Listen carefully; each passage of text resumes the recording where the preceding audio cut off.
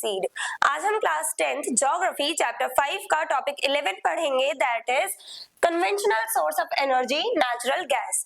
हमने अपने पिछले वीडियो में देखा था कि एनर्जी रिसोर्सेज जो है उन्हें हमने टू टाइप्स में क्लासिफाई किया है। First one is conventional energy resources और second one is non conventional energy resources. अब हम कन्वेंशनल एनर्जी रिसोर्सेज को डिस्कस करेंगे इन डिटेल।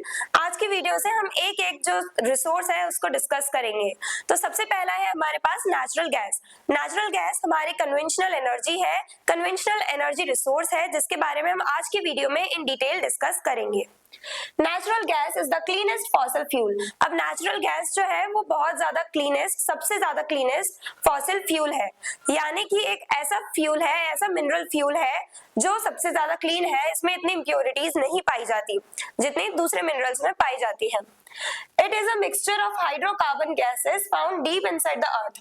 अब अर्थ क्रस्ट में बहुत डीपली जा करके हमें हाइड्रोकार्बन गैसेस देखने को मिलती है, और वही हाइड्रोकार्बन गैसेस जो है वो होती है नेचुरल गैस, जिन्हें हम एक्सट्रैक्ट करते हैं एज अ फॉसिल फ्यूल। तो हाइड्रोकार्बन गैसेस का पूरा मिक्सचर होती है ये नेचुरल गैस। मेनली हम लोगों को मीथेन देखने को मिलता है। तो ये नेचुरल गैस जो है इसे हम एक्सट्रैक्ट करते हैं अर्थ क्रस्ट में से, जो बहुत डीप पाई जाती है, अर्थ क्रस्ट में बहुत अंदर गहराई में पाई जाती है। फाउंड विद पेट्रोलियम और इन सेपरेट गैस फील्ड्स।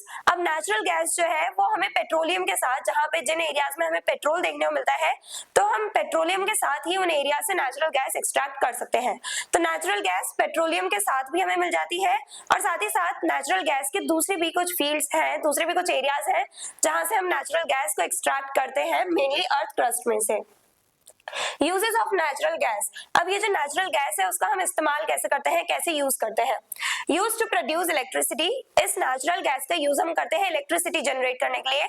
जो गैस बेस्ड पावर प्लांट्स होते हैं उसमें इन गैसेस को यूज किया जाता है इलेक्ट्रिसिटी में कन्वर्ट करने के लिए। तो नेचुरल गैस को हम इलेक्ट्रिसिटी में कन्वर्ट करते हैं। यूज्ड एज पीएनजी और piped natural gas for cooking. अब जो हमारे घर में गैस सिलेंडर्स आते हैं तो वो पीएनजी गैस भरी होती है उनमें। पाइप्ड नेचुरल गैस, ये वही गैस है नेचुरल गैस जो हमने अर्थ में से एक्सट्रैक्ट करी है।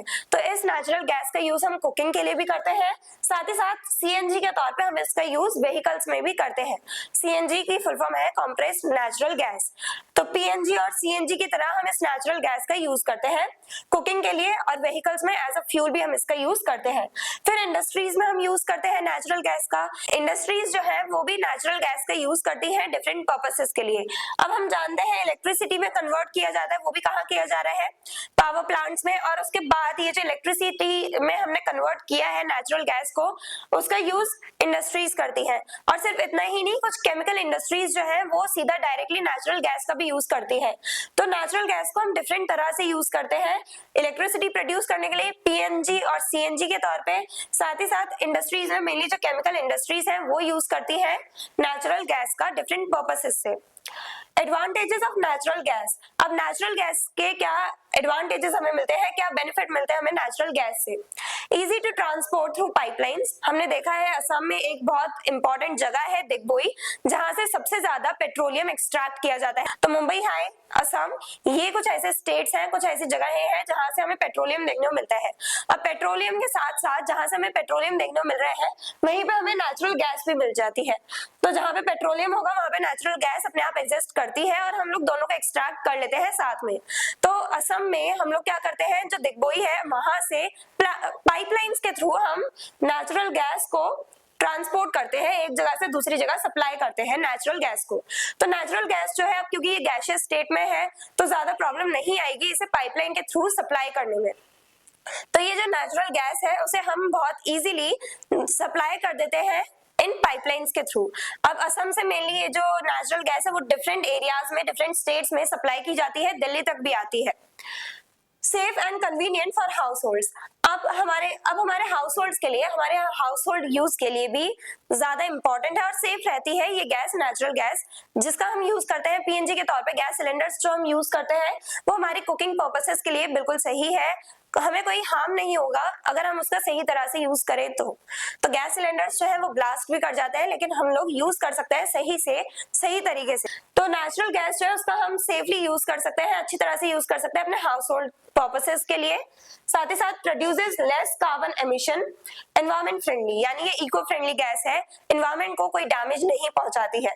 लेस कार्बन एमिशन देखने को मिलता है, यानी ये जो नेचुरल गैस है, अब जैसे हम बात करें अपने रेफ्रिजरेटर्स की, रेफ्रिजरेटर्स हो गई, उससे कार्बन जो है वो बहुत ज्यादा प्रोड्यूस होता है, और ये जो हमारे दूसरे परफ्यूम्स है उनमें भी कार्बन का अमाउंट पाया जाता है।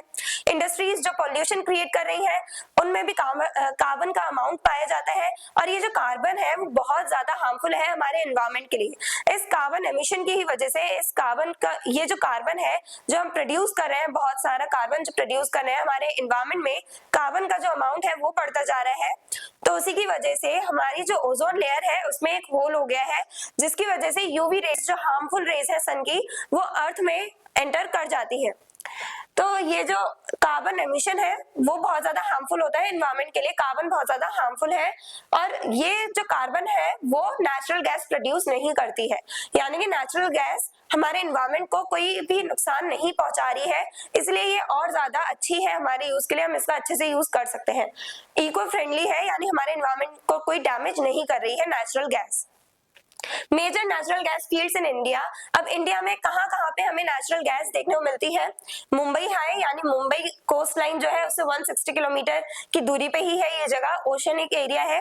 तो Mumbai high, Krishna Godavari basin, delta वाला एरिया जो हमें आंध्र प्रदेश में देखने को मिलता है। साथ ही साथ असम में भी मेनली दिग्बोई जो है, इस जगह पे हम लोगों को सबसे ज्यादा नेचुरल गैस देखने को मिलती है, और नेचुरल गैस जो है उसे पाइपलाइंस के थ्रू सप्लाई भी किया जाता है। तो आज की वीडियो में हमने नेचुरल गैस को इन डिटेल डिस्कस किया। नेचुरल गैस हाइड्रोकार्बन्स का पूरा एक मिक्सचर है जो हम लोग अर्थ के बहुत डीप में जा करके उसे एक्सट्रैक्ट करके लाते हैं। अर्थ में बहुत ज्यादा डीप लेयर्स में पाई जाती है नेचुरल गैस, और साथ ही साथ पेट्रोलियम के साथ ही हमें ज्यादातर देखने को मिलेगी। और किस टाइप से हम यूज करते हैं नेचुरल गैस का, पीएनजी सीएनजी के तौर पे इंडस्ट्रीज में भी यूज किया जाता है, और इलेक्ट्रिसिटी भी हम जनरेट करते हैं गैस बेस्ड पावर प्लांट्स में, स्पेशली नेचुरल गैस को कन्वर्ट कर दिया जाता है इलेक्ट्रिसिटी में। एडवांटेजेस, कौन कौन से बेनिफिट्स हमें मिल रहे हैं वो हमने डिस्कस किया, साथ ही साथ कौन से ऐसे एरियाज हैं जहाँ पे हमें नेचुरल गैस देखने को मिलती है इंडिया में, ये सब हमने आज के वीडियो में डिस्कस किया। इन डिटेल हमने नेचुरल गैस को पूरा कवर कर लिया है, पूरा जान लिया है। I hope everything is clear. और अगर आपको इस चैप्टर के डिटेल नोट्स चाहिए तो हमारी वेबसाइट studyseed.net पर विजिट करें, लिंक डिस्क्रिप्शन बॉक्स में दिया गया है। मिलते हैं नेक्स्ट वीडियो में नेक्स्ट टॉपिक के साथ। Stay curious, stay consistent. Thank you very much.